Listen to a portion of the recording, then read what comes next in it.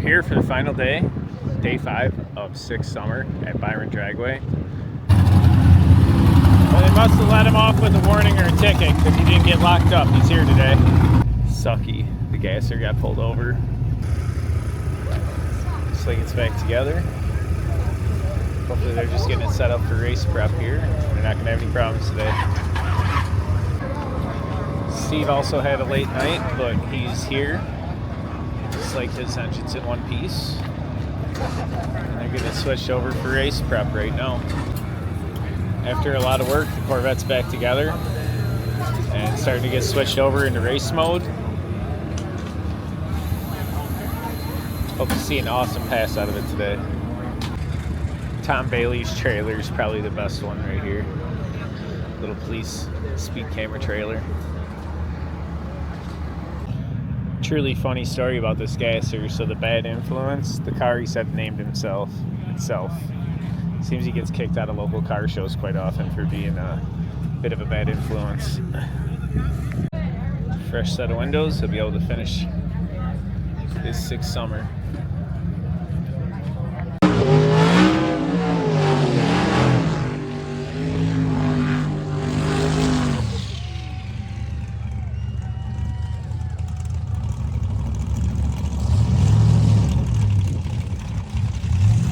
Folks, here comes Tom Bailey and Alex Taylor to get us started. As we get into quarantine slick tire cars, Tom with the 2021 Durango Hellcat, modified for the big tires underneath the back. And Alex Taylor, your current leader in unlimited iron. A little bit of advice here for Alex is she started the week on the struggle bus a little bit here at Byron. She would love to have a really good number to be able to lay herself down a 6-second lap and be able to secure her first all 6-second week here at 6 Summer. Right now, she is sitting on a 675 average. Not sitting on the 89 average.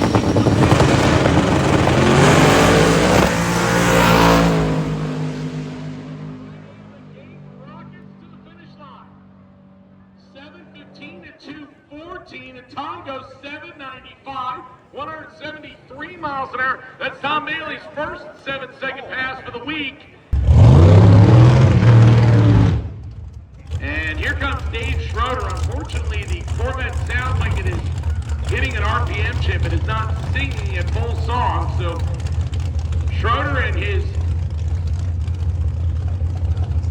good friend Sean Ants putting the nitrous-fed Corvette out of Canada. It's a C7 purpose-built Jerry Bickle car. So this is obviously an all-fiberglass car, and just as Corvettes are. They had to knock a couple of pistons into it yesterday, but so far this car has laid down the quickest nitrous run in drag and drive history. On day 1, it went 6:09. Yesterday, backed it up with a 6:21. Now he would need something in the, I'd say, 6:30 range to be able to have a good chance of solidifying his spot, but he knows that Devin Vanderhoof and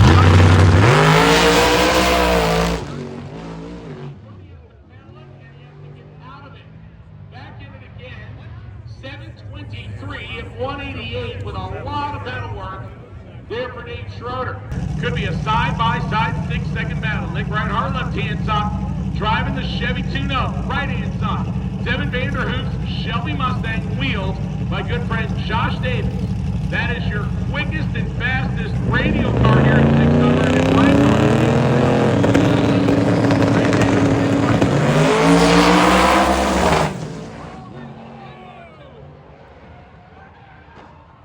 And it looks like Vanderhoof's car might have just lost something in the rear end as you see it come around. Thankfully, just barely tapped the wall. An 8:19 for Nick Reinhardt at 125, but right now everybody's concern is right-hand side. Everybody, please stay back. If you are not Byron Dragway officials or an EMT, you need to stay back.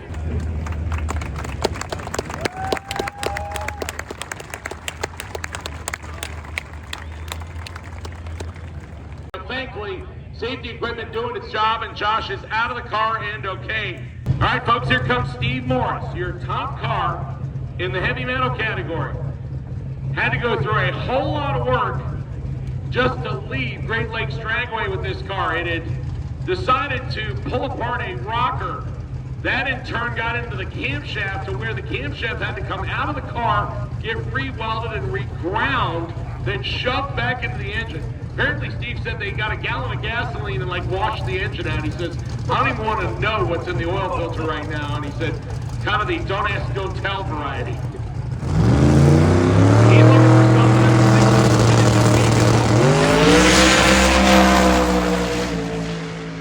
switched to radials this year and it looks good so far.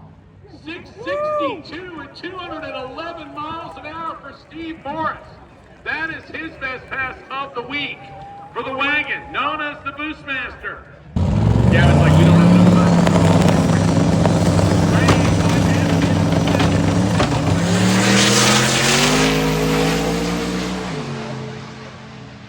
Turbocharged car looking for a 789 and 170. Look at his daughter celebrate. She has this little dance that she does when he puts together a good run. Now, normally, she is not a big reactor, but look at her here. She's giving out high fives like Santa gives out candy canes, folks. She said, all I want is a 7-something time slip to finish the week, and she got it right there. Dad delivered.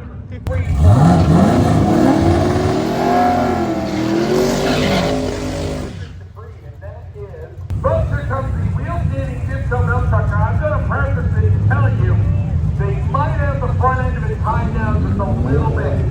For those of you that did not see our coverage from yesterday, this thing was violent when it came up. And it was even more violent when it came down and it exploded a shock and threw down some oil underneath it and shattered the windshield and did a whole bunch of damage. But Mark Cryer got it all fixed and said he is going to bring it back to Byron and make another pass. Now, not sure where he has it as far as the tune-up goes, but you might see a big wheelie out of their milk truck. I'm not sure. We'll find out.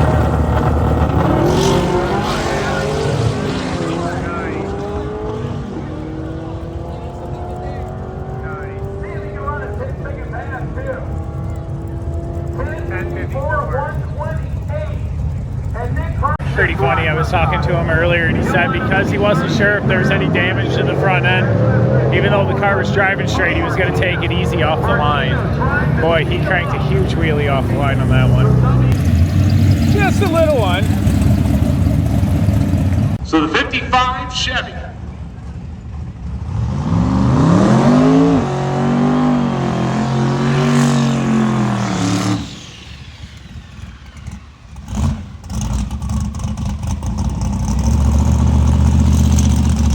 So Alex Taylor, her dad Dennis out in front of her, lining up that 55 Chevy, the twin turbo big block, so far has a 6-second lap at each and every stop this year. This would be her first ever 6 summer to finish with a 6 at every stop.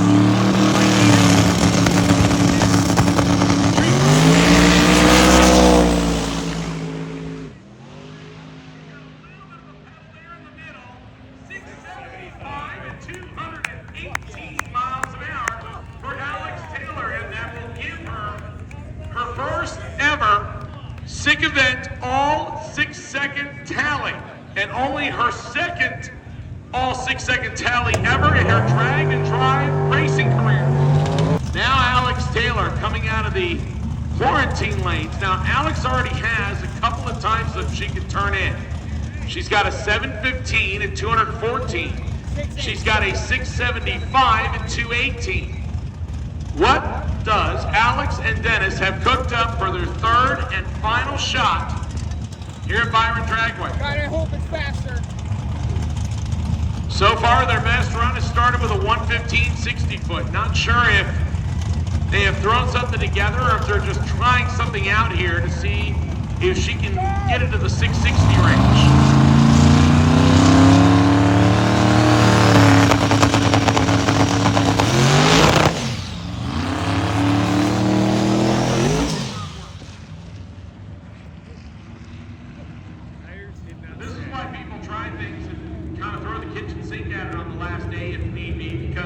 Your truck and trailer is here. You don't have to drive down the road. So Alex already has a 675 and 218 to her credit that she will hand in. Like I said earlier, she has her first all 6-second pass, 6-second average here at Six Summer.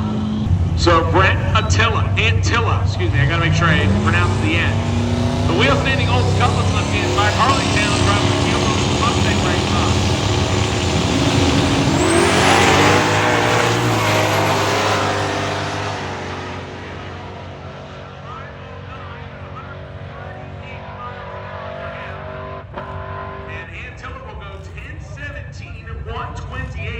Well, what an awesome week of racing. Six Summers officially over. The awards ceremony, I was going to stay and film some of it. However, currently everyone is standing around outside with umbrellas and it is raining out. So I don't plan to stand outside in the rain. And it looks like most of the racers and guys have taken off if they weren't actually going to get an award. So I'm pretty sure they're just going to kind of hand them out and everybody's going to go their separate ways. But yeah, this year was an awesome time. Saw some records be broken. Some people really had some major carnage that they worked through and put back together. And Steve Morris got his car running and made a pass. Alex Taylor got her motor done. I think she might have hurt it on the last time she took it for a run. Obviously, she broke the tires loose. But when I was talking to Dennis, the plan is to put an aluminum engine in. And they've been waiting on a crankshaft, but he thinks he's going to take the crank out of this motor since the head blew like it did. And yeah, it stayed together. She had a 6-second average. She did awesome. But I'm pretty sure I'm going to head out. And yeah, I guess Six Summer is over. Which means I have to go back to work. I need to find another car event to go to soon.